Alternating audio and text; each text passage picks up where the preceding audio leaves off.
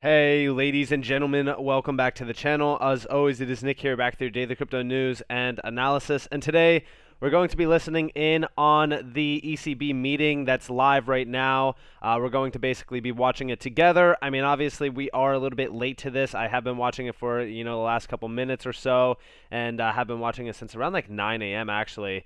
But listening, in here and there. But let's definitely watch it together. I'm going to unmute it, and we'll, discuss it after the fact. Okay. So to do that, if we see that there are unwarranted disruption to that transmission, and if our stance is impaired as a result, we need to take action. And that is the reason we decided that we would use, as of, you're right, Friday, that's what I said yesterday, we would use the flexibility in the reinvestment of our pandemic emergency purchase program. By the way, for everybody who is here, let me mute that real quick a little bit. For anybody who is joining just now, we've basically been hearing from Jerome Powell, basically saying like that they don't really know, they don't understand inflation fully, which is actually pretty interesting. But they are talking about like combating it, for an example. What the details of that instrument will be, but we decided to reinforce our capacity to properly transmit our monetary policy by devising a new tool that will be considered by the Governing Council of the ECB on July the 21st. So don't waste your time asking me for details, criteria, conditions, safeguards. All I said is that it has to be effective, it has to be proportional, it has to include the right level of safeguards. And that's all I will say at this point. Okay. How do you direct staff? And it will be effective, and it will be proportional, and it will have safeguards, and it will be there, believe me. So how do you direct staff? I'm going to try my luck one more time. How do you direct staff when they design this new tool? I said what I had to say. The lady is not for turning, is the famous way. How do you look at China, Mr. Carstens? How should we look at China at the moment? Well, I mean, it is of the essence that things start improving more quickly in China. Also, by the way, the live stream is like very laggy and has been like, weird all day. We were actually talking about it in the Discord, but for the most part, since watching this, the markets have been kind of stable.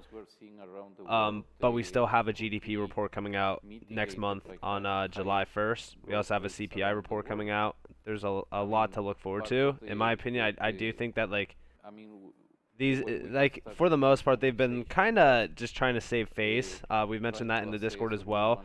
It looks like a lot of, trying to cover up the bad, if you will, to kind of, uphold the markets for a little bit longer and kind of keep things stable. They've been saying like the dollar's strong, the economy's strong, and we all know that that is just not, the truth. That has not been contributing as much as it could. And I have to say China, no? They have problems that are well known. One that I hope that can be resolved soon is the one in the housing market. I mean, the housing market has been, or that sector, it's a very important contributor to growth. A lot of, certainly very much. No problem, Stephen, and welcome in Mark as well. Of the global economy, and it's a sector where the Chinese authorities have been working. Hey, what's going on, SafeIz? Things right now kind of seems like things are stabilizing.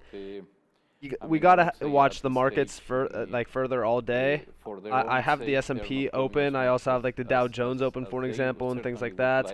I definitely have been, paying attention to things. I would like them to see growth because I think it would help us a lot in trying to solve some of the tensions we're living today. Do you think we'll see, Chair Powell, more, deglobalization and how that will impact our economies going forward? So there's certainly a threat of that, and this is not the work of the central banks, but I do think it would be a plus if we were to find a way to for China to take part diplomatically and economically according to a common set of rules, and that would be a big plus for global growth if we could get back on a path to that. But it's obviously that's the work of elected governments, not for us. In terms of globalization, Yes, I mean, you can imagine a world. It's not hard to imagine a world where we break into these blocks again, and that would be a world of lower productivity and lower incomes over time. It doesn't have to happen that way. People are looking at shorter and more durable supply chains. It's not clear how much of that will happen, and if so, what would be the effects. That could be more secure, but perhaps not as efficient as the long but fragile supply chains that we've had. So I think it's a very important question, and there's certainly a risk that the benefits of globalization would be lost, but obviously there were benefits and there were costs to the advanced economy, certainly. I mean, a question for all of you, and Chair Powell, I'll start with you. What have we learned about the last 10 years of monetary policy, some of the tools that were used, be it QE or in other parts of the world, even negative rates? So the last 10 years were so far the height of the disinflationary forces that we faced. And really, it goes back before the global financial crisis, but really since the global financial crisis, we had very low inflation. In the United States, we had 3.5% unemployment for a couple of years, or right in that range for a couple of years, and inflation didn't react at all. So we had that gave us the ability to really lean into the maximum employment mandate, and we did that. And I think that was the right thing to do in that world. That world seems to be gone now, at least for the time being. And we're living with, as I mentioned at the beginning, we're living with different forces now, and have to think about monetary policy in a very different way. So I think if you want to know the lessons to be learned of the last 10 years, look at our framework. Those were all based on a low inflation, environment that we had, and now we're in this new world where it's quite different, with higher inflation and many supply shocks and strong inflationary forces around the world. It's quite a different environment. President Lagarde, how do you think we'll look at negative rates, first of all? Well, I look at it in a similar way to Jay, and I think the last 10 years have been 10 years of heroic fight against disinflationary forces, with central banks demonstrating great agility to innovate and find sometimes alternative, accommodative ways of dealing with forces that have nothing to do with what we are experiencing now. So we're certainly learning from that period, but we are in a new environment, which also, I think, will force us to show agility and capacity to respond fast to data that we are receiving at an accelerated pace, and with a scene that is changing geopolitically as well as economically. Mr. Custons, do you think... But I don't want to sound too dark, because I think that there are also good things happening. I was reflecting on your comments, Jay, and, think back, December 20, when we thought that this pandemic was going to hit us for the next 2 years, at least, until such time when vaccination would come to market. And vaccination came about in a matter of 9 months, as opposed to the 3 years that it normally takes. In the same way, everybody expected a couple of weeks ago that the Geneva Agreement of WTO would be a complete illusion, would never happen. Well, certain things happen when there is goodwill, agility, creativity. So I have great faith in human inventivity and talent, particularly when it includes women. To your point, though, a lot of these problems are happening because the recovery and the expansion have been so much stronger than and faster than expected. If you look in the U.S. labor market as an example now, it's a very good time to be in the labor market. You can, there are 2 job openings effectively for every unemployed person. So people are switching jobs, they're getting pay increases. It's a terrific labor market. The problem is that wages are moving up in some areas at levels that are not consistent over time with 2% inflation. So it's kind of overheated. Nonetheless, it's a byproduct of a very strong recovery. Governor Bay, on pay increases, I mean, the UK is going through a bit of a bumpy ride with a lot of pay increases. How do you see that developing? Well, of course, it's a reflection of the inflation world we're in at the moment. I mean, I'm on record as having said a few months ago that, and I'll be careful because I'll get it right and precise in terms of what I said, that I think very high pay increases, and particularly and this applies to both pay increases and price setting by companies. If everybody tries to beat the inflation, and particularly the version we're having, which is this imported inflation shock, which we just we can't avoid, then it will set the second round effects off. And of course, yes, we are seeing some of that tension unfold. I would have to note that rather more people seem to be agreeing with me today than were doing several months ago. But that's not the point. I mean, the point is, yes, I think it was likely that we would see this, but I think I have to say the point about second round effects holds as much today as it did then. I mean, that's the risk. And that's why we will set monetary policy, obviously, to offset those if they emerge to get back to target. We will have to do that. And that's, I'm afraid, a thin code for saying the more they emerge, the higher rates will have to be. But what sort of pay rises could be alarming for the Bank of England? Is anything above 2% inflationary? Well, I don't think that's the right way to look at it, because obviously there's always a productivity angle to it in terms of how pay is set. And it's very important that, I made a general comment about second round effects, but of course pay is set in a market, and that's important, and it must continue to be set in a market. So it's wrong to say across the economy this is the right number, because it isn't. Different cases and different situations. But I would just emphasize this point about second round effects, which is the crucial point for monetary policy. Mr. Carstens, has there been an over-reliance actually on monetary policy in the last 10 years? Well, I mean, I think even going a little bit further away, 2007, 2008, monetary policy needed to respond, to put it in a different way, lack of resilience in growth.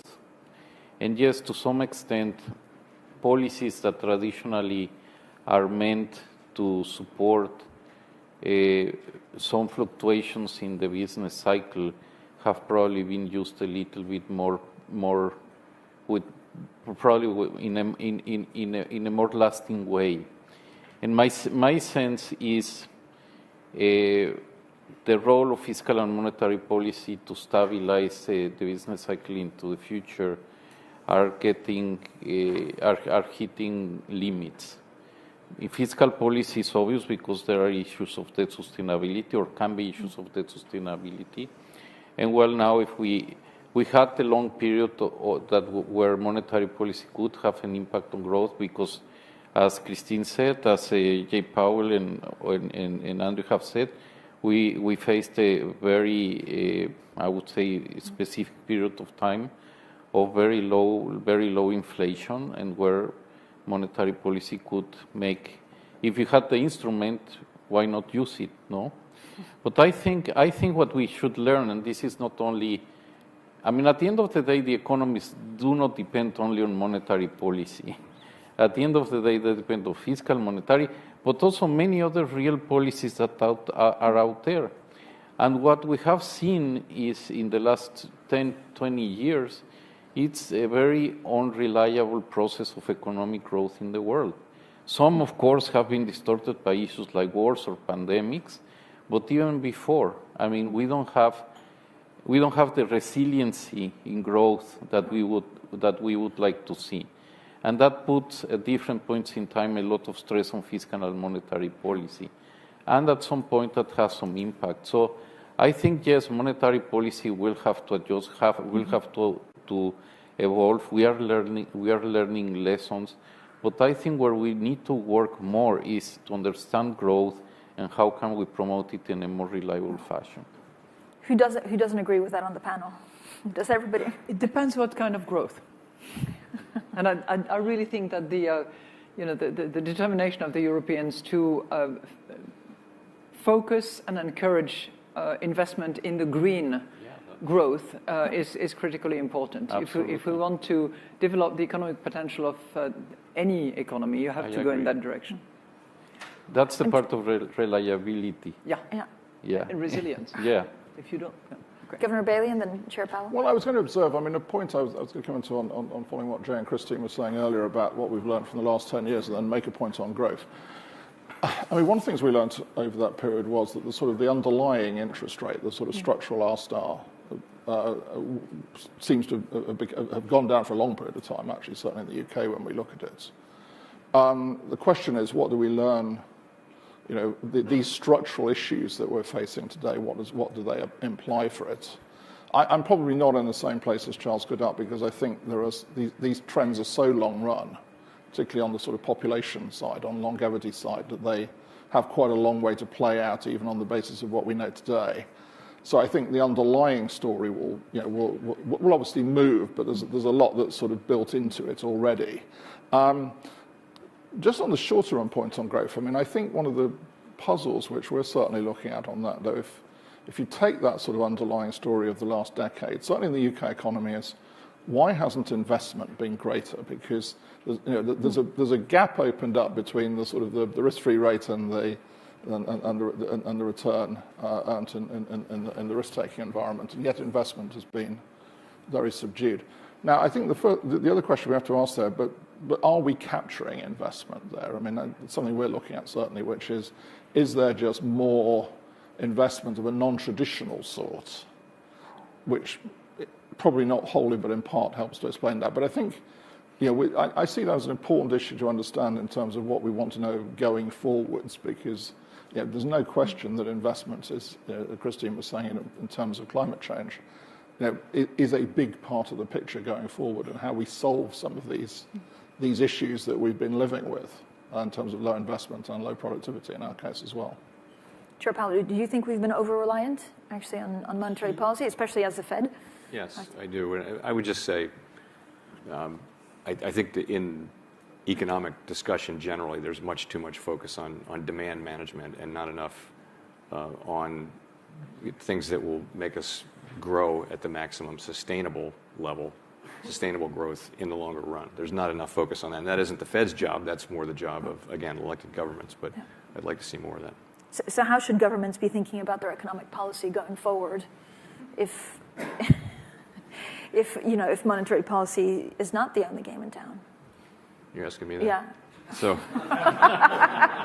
I'm kind of out of the business of giving advice to the fiscal authorities these days. So I would just say, I think when I get asked that by an elected representative, what I say is focus on investing in people and investing in things that will increase the productive capacity of the economy over time. That's what I say. And in terms of, I think what a central bank should do is stick to its knitting and do its job, and leave the major issues of the day to the elected representatives. President Lagarde?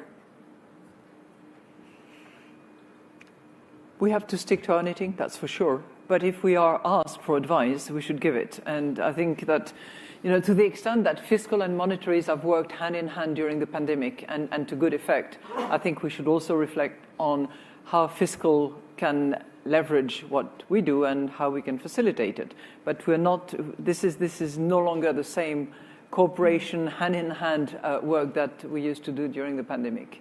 And I would give the same advice: invest in people, invest in green, be targeted and focused, and in the medium term, the fiscal space has to be made sustainable for all countries, certainly in the euro area. Yeah, Mr. Carstens, what's the correct way of fiscal policy to help monetary? Well, I would definitely add my voice to invest in people, but I would say more in different aspects that enhance the human capabilities. Very specific. Well, education is one. I think what we have learned with the pandemic is that health systems are extremely important, and I think to a large extent we have invested there. The other thing is that all digitation will imply, and technological advance will really impose very, very dramatic pressures in many countries. And I think to how to adapt ourselves to that is very important. Climate change, as Christine said, is of the essence. In many parts of the world, incorporating ladies, females into the labor force is very important, and investing more in them, I think it's also of the essence. In many parts of the world, law and order is very important. Yeah. And so I mean, there is the good and bad things is that there is a lot to be done, but there is a wide variety of areas where we can act, and I think it can have make a difference relatively soon. Governor Bailey? Well, I mean, Jay's right. Independence goes both ways in our world, and we must respect that, and we do. I think there's a common interest, going back to what I was saying a few minutes ago, in understanding why the trend rate of growth has fallen, because it has, in our case, it has fallen. Now, I don't then, for a central bank, I'm not going to start prescribing what should be done about it, because I think in most cases that will be outside our remit. But obviously, we have a strong interest in the trend rate of growth. So understanding the trend rate of growth is an important thing, and it's something where we can collaborate in that sense, I think, perfectly happily. It's 3:27, so we only have 3 minutes. And I mean, I'd like to ask you, just to close us off, Chair Powell, if you're speaking now to the American people to try and help them understand how long it will take for monetary policy to go back to something that resembles normalcy, what would you tell them? I would say that we fully understand and appreciate how the pain people are going through dealing with higher inflation, that we have the tools to address that and the resolve to use them, and that we are committed to and will succeed in getting inflation down to 2%. The process is highly likely to involve some pain, but the worst pain would be from failing to address this high inflation and allowing it to become persistent. President Lagarde? Ditto. Governor Bailey? Oh, absolutely. I would just add You have more time. one thing that is to Jay's point and Christine's point about understanding the pain. This form of inflation is even more painful for those on low incomes because it is concentrated in the essentials, in energy and food. And when you look at the consumption baskets of different groups of income groups of the population, sadly, it's those on the lowest income are most concentrated in those things. And that is very difficult and something that obviously is very sad. But we have to do everything we can, because as Jay said, if we don't get it back to target, the consequences are worse. Yeah. All right, it's 3:30 p.m., so thank you so much for joining us, and thank you so much for a great panel. I'm going to ask the gentleman to follow me, and Madame Lagarde, you stay on stage. Okay, so what have we learned? For the most part, in regards to, everything that they have been saying, they are saying, pain is on its way. I mean, I've said it time and time again. It's inevitable to have a soft landing when inflation is as high as it is. I'm sure that a lot of you are probably all aware of things happening around inflation. I'm sure that, you guys see it on a day-to-day basis. I see it every single time that I go to the pump. I see it every time that I go to the grocery store. Obviously, inflation is not, letting up anytime soon. I do think that things are going to get a lot worse. I mean, I'm sure that a lot of you have also seen, in regards to, California, they are sending out more stimulus. To me, it makes no sense from a, monetary stance to, stimulate the economy through stimulus when we do have inflation. If that is their way to combat inflation, things are not going to have a soft landing. Things are going to be a lot worse. Now, I've shared with you guys the S&P 500 multiple times. We're actually looking at the 4-hour here. For the most part, the markets didn't react too bad, which is, a good thing. But in regards to, where we could, lead to, I've shared with you guys on the weekly basis this 300 weekly moving average. Now, I have this 300 weekly moving average even on Bitcoin, for an example. Let's go to the weekly chart on Bitcoin. So, like I said, the Fed is, trying to save face for the most part. I've always said, they will try to, kind of, prop the markets up a little bit longer. We'll most likely see, some more max pain. They'll most likely pivot around the fall time frame. That's when we will see, a little bit more printing happening. We'll see them, try to, stimulate the economy even more. But we definitely have to wait to see them fully pivot before any sort of relief does happen. I have shared with you guys my thoughts on Bitcoin's current price action and where I do believe that, we will lead to. Again, we can only speculate so much But to me, like when we look back at like March of 2020, is it safe to say that like, the 300 weekly moving average at about roughly 16.7K is going to hold? The possibilities of that happening are, slim, I would say. But we definitely, held that level going back to March of 2020, which this time was pretty rough, even, economically as well. But we did, end up holding that level, and we went on a major, bull run, if you will, topping out roughly around the November timeframe. And if you do follow the 4-year structure, this was basically our topping point. So now we actually do have to bottom out. The issue here is that I've been seeing a lot of individuals on crypto Twitter, for an example, and even on, YouTube as well. You see a lot of them on YouTube, where they basically say, Bitcoin has bottomed out now. It's ready to trade sideways and then go on a massive run. The problem with that is that we're only down 74%. And I know that people are going to say, only down 74%. I'm saying only down 74% compared to, traditional bear markets with Bitcoin. For an example, we are down 74%, but if we go back to roughly the 2017-2018 bull run, and we actually look at the bottoming point here, it was about an 84% drop, which means we can still see more fear. And this would be basically max pain as well if we did come down like roughly 84%, almost 83%, which I do think that the 618 is actually a pretty safe area for us to come down to. I do have the reverse fib set up here. So in regards to like, where we could actually lead down to on Bitcoin, we could possibly come down to like the 702, which would be about an 87% drop, and it would be about a $9,000, Bitcoin. And, is this a possibility? Sure, it is. But, how likely of a stance is that to actually overstretch down to like 87%? It's only an additional 3% drop compared to like traditional bear markets. So we definitely have to watch Bitcoin a little bit more. I do believe that there is more pain coming. I do say like all the time, listen, do not, rush your buys. Do not go out and chase buys in this market. Have fiat on the sidelines. Have your, plan in place where you want to buy at. And, again, stay true to it. Don't, chase buys. Let the buys come to you. And I've always said that, time and time again on this channel.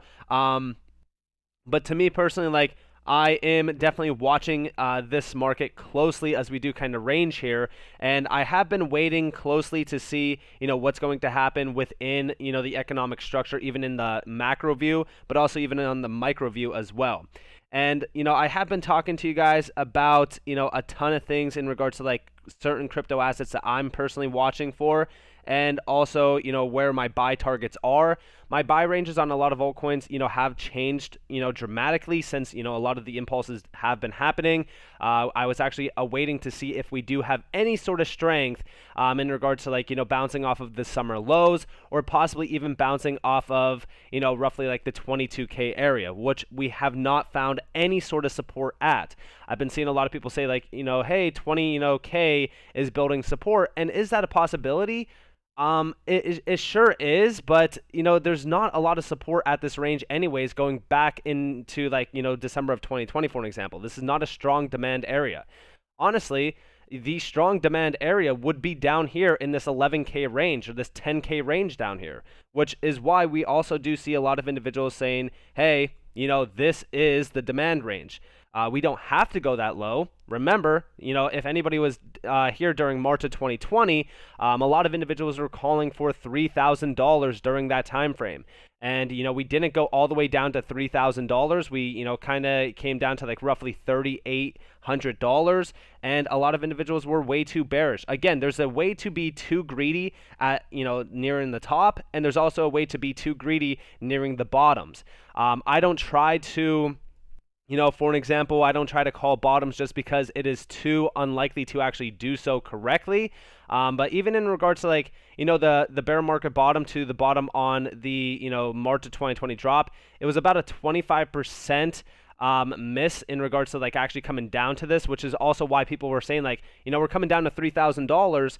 I do think that, at some point in time, this will also repeat at this current drop, meaning a lot of people will, want to say like lower, lower, lower, but we most likely will not go lower. And of course, could that be the 300 weekly moving average similar to March of 2020? Sure, it could, but we still have to watch closely to see what is going to happen and where we do see a strong reaction on Bitcoin. Again, do not rush your buys. You could average in, sure, but have your major buys, if you are planning to have major buys, at a buy range that you feel comfortable having. And again, altcoins can get decimated even if Bitcoin does pump up. Remember, we are still watching Bitcoin dominance at around the time that Bitcoin is starting to move or even range at these ranges, because again, it could push altcoins down even further. Right now, if we do come over to, CoinMarketCap for an example, there's still, a lot of altcoins that have been bleeding on the 24-hour span. I mean, look at Solana. Solana's down 14%. Polkadot down almost 11%. Altcoins will continuously bleed as long as Bitcoin is ranging and as long as Bitcoin dominance is kind of staying, sort of flat and building support. I have been watching a lot of buys. Quant definitely is one of them. I've actually been watching, for an example, Casper. I've been waiting for Casper to actually see if it's going to range down to about like 2 cents to about like 1.5 cents. But in regards to like the overall market, you can see the red throughout the entire market. And, it's something that we have been anticipating. If you guys are in the free Discord, which I highly advise you all to be in the free Discord, because, the Discord hears it first, and it's completely free, and there's a ton of alpha in there. But we've been waiting for this. We've been stacking, fiat on the sidelines, waiting to buy the Max Pain. Have we seen Max Pain just yet? In my opinion, we haven't. I think that a lot of people think that, like, all right, well, things are good now. We're building support. We're ready to impulse, but that is just not the case. When we look at, the dollar, like, we are seeing in the, in the chat right now from Conservative Coffee, the dollar is strong. That's what's bad. Yes, it 100% is. We've been analyzing the dollar for a while. In fact, I was actually surprised to see this continuing to range up. And let me, clear up the chart for you guys because it is a little bit rough. But I actually have a macro fib basis here in regards to the dollar. Now, why is the dollar, gaining momentum? Well, the economy in the U.S., I know as rough as it is actually stronger than everywhere else. And, this is up for debate when we do look at like Russia and China, etc. But for the most part, like the euro is down, in strength compared to the dollar. The dollar is dominating right now, which is gaining momentum, but we're waiting for this to top out. And I have been eyeing the 106 area to see if it's going to top out, but to me personally, I think that this actually has a little bit more steam left in it, and we could actually go a little bit higher, which is going to push the markets down a little bit, further. But to me, what will cause the dollar to drop in value is the Fed pivoting. And what will that, pivot look like? It will basically look like them, stimulating the economy, printing more money, which, I mean, from what I've been seeing, it could very well be a possibility that happens somewhere, around like the fall time frame. We definitely have to watch closely for that. But again, I'm not trying to rush into any buys right now. I'm not looking at altcoins and saying, all right, well, let me throw my money in right now when we have, GDP reports, CPI reports, and we also have, a lot more talks, happening in July around the economy and inflation. So to me, there's a ton of, factors to play into where everybody's extremely bullish because, yeah, we have these extremely low prices compared to what we've seen, just a few weeks or even months ago. But, in my opinion, there's just no reason to, jump in right now and dive head first because guess what? There's no water to protect you. You're diving into, a waterless pool essentially where you could, basically get, extremely hurt. Because again, yeah, sure, a lot of these altcoins are down significantly. Like if you go to, like their all-time highs to now, they're down massively, but they could come down a lot more. And, to me personally, like when we look at even like stocks, the S&P 500, right? We could see a time frame here where we do see max pain.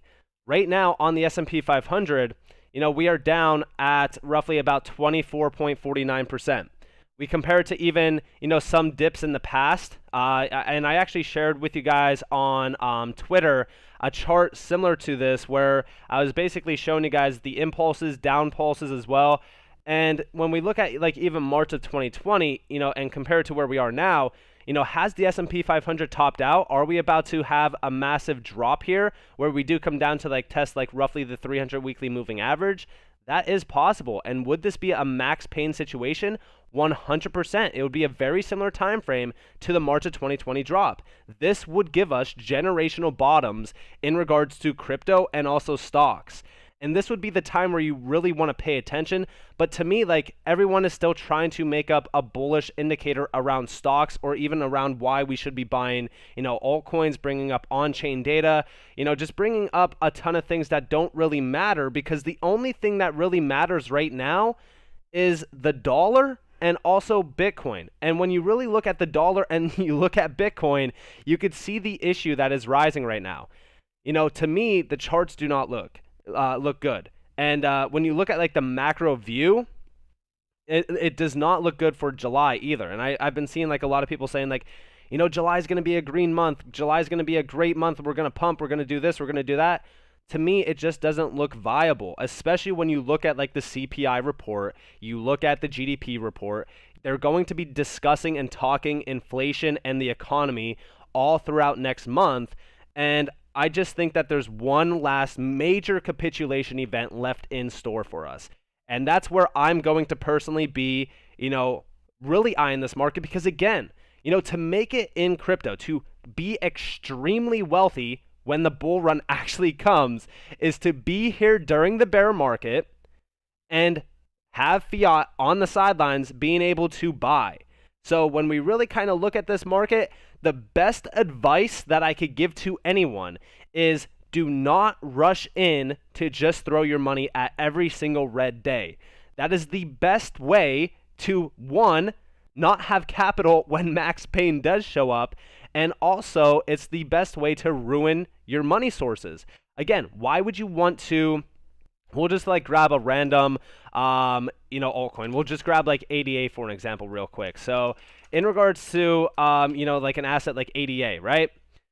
So let me actually go to Binance, sorry. So here we have it. So we're down 87.84% on ADA, right? But this is the issue. So this was March of 2020, and this was the run-up on ADA to the all-time high. Roughly 179x opportunity on, ADA. Now, where we are currently, there's not a ton of support. In fact, there's like not a lot of support at all in regards to this range. I do believe that this could actually come down and possibly even test like these lows down here, which would be a perfect demand range going back to like the yearly support of January, which would be at almost like 27 cents. Now, I'm not saying, hey, go buy ADA. No, that's not the case. I actually don't even really like ADA all that much, but is this going to be the bottom? It's questionable, because again, you see the demand ranges even down here in 2020 where we could possibly range all the way down to roughly like 12.5 cents. And this is a possibility. And I think that a lot of people are saying like, that's way too oversold. There's no way that's going there. And again, that's why you have to look at Bitcoin and the macro structure. What is actually holding, ADA away from actually, coming down to test these levels? Because again, there's not a lot of strength within this, market. A lot of people will say we already hit max pain and get ready for the opposite. But the funny thing is that that's the big thing. Like, you look back on the summer, okay, and a lot of people compare like right now where we are now to July of 2021 and think, all right, well, July is going to be the month where we see a massive relief rally and we're going to go here, go there. Bottoms within a bear market take a while to actually be printed in. It's going to happen, in my opinion, around like roughly the October timeframe. I shared with you guys this on my Twitter around Ethereum as well. To me personally, I am not going to be, rushing into any single buys right now. I'm just not doing it. I have been averaging in, and the thing is like, this has done a 179x run up. It's only down, right now, 85%. And I'm not saying like this is only down 85% just to kind of like, hey, it's only down 85%. Like, it could come down like 160%. I'm just saying like, when we look at how massive this run actually was compared to this drop, it's really nothing compared to the percentage run up. This is why like you want to get in at the ground floor level on these altcoins, or at least around the ground floor levels during the bear market, because this is where massive wealth is gained. And even on these drops down, like this 85% drop, you are still in massive profit. Remember, even off of this run up from the March of 2020 lows to now, even at the current level, you're still up 26x on your investment. But there's still a lot to account for. Like, I'm not going to try to sit here and say, hey guys, I know everything that's going to happen in this market. I don't. In fact, anybody who's doing, technical analysis, anybody that's charting things, doesn't really know anything that's going to happen. They could only utilize the tools at their disposal to make educational guesses. To me personally, when we really kind of look at this market and we look at the macro viewpoints in regards to like the economic structure and what like the Fed is trying to do, there could be a lot more pain coming to this market. And again, I heard Jerome Powell talk today saying that he basically, in regards to like what the Fed's trying to do, they don't really know what to do around, inflation. Meaning inflation has already gotten to the point where it is out of hand. If you believe that inflation is at 8%, I have news for you. Go to the gas pump, go to the grocery store, and tell me what 8% inflation actually looks like. Is 8% inflation, where you are now, filling your gas tank for $100 when you used to fill it for $30 to $50? That doesn't sound like 8% inflation to me. Again, I share with you guys the fact that they are trying to cover up the real numbers. When we do see the real numbers around inflation, that's when the markets are going to really let loose. And again, I don't try to, fear, monger around like these markets or anything. I'm just saying, have fiat on the sidelines. Don't spread yourselves too thin. Do I feel confident, taking, some positions averaging in? Yes, 100%, because I am, again, leveraging myself to no matter what happens in this market, safer so we pump from here, safer so we dump from here. I am prepared either way. And that's what I try to tell you guys on a day-to-day basis. Prepare for anything that could happen because, again, nobody can fully guess or even do an educational guess on what's going to happen from here on out. There is way too many factors to play a role in regards to these markets. So to me, it's simple, right? One, make sure that you have no debt. Like, make sure that you are paying off everything that you need to pay off, and whatever sideline cash you have, hold cash. Make sure that you are, having a solid percentage in cash. And if you want to DCA in, go ahead and DCA in. It's pretty safe to do. Again, when I say, around this market, what you need to do is prepare for the inevitable. So I'm trying to make sure to have capital on the sidelines. Make sure that you are, saving as much fiat as possible. Do not go out and spend money on just nothing. Disposable income right now is king. There is not a lot of disposable income. I shared with you guys with this in the Discord as well. Like, that's the main reason why there's not a ton of buying opportunities within this market in regards to like, a lot of people actually buying the dip. It's because disposable income among the retail investors is getting eaten up by inflation. Think about it, right? The typical individual that is working, every single day, 5 days a week, God knows how many times they have to go to the gas pump, and also, they have to go to the grocery store to get food. Maybe they have a couple kids. Maybe their, mortgage rates going up now. Disposable income is getting eaten up, which means that there's not going to be a large amount of buying around these markets, which means for individuals that do have disposable income, maybe you have a little bit left at the end of the month, put that to the side, save it. Make sure that you are preparing for max pain, because the individuals that have the opportunity to buy on the lows during, like, for example, March of 2020 are the ones that are going to make generational wealth. So anybody that is listening to this stream, anybody who is listening to this video right now, my best, advice to you is, one, do not stretch yourself thin in regards to paying out a ton of money to things that don't really matter. I see a lot of individuals my age going out to eat all the time. They have a car payment that they just cannot simply afford. They're going to college. They're going, they have to pump their gas again, which is a $50 to $100 bill almost every single time. They are, going and, buying things for, school. Like, these are individuals that don't have a ton of money. And it's the worst thing to do to stretch yourself thin by paying and buying things that just don't, they're not a necessity. So the only thing I could say is focus on things that are a necessity. Make sure that you are paying your bills. Make sure that you are paying off any debt that you have because, again, when a recession does come, and I do believe that it is inevitable, it will come at some point in time, you know, debt is going to be the thing that is the killer. So with that in mind, I hope that you guys enjoyed this live stream. I hope that you guys enjoyed the video as well. So with that being said, I hope that you guys have a beautiful day or a beautiful night. If you guys do want more free content, you guys are more than welcome to follow me on Twitter and join the free Discord down in the description below. And with that being said, peace out, guys.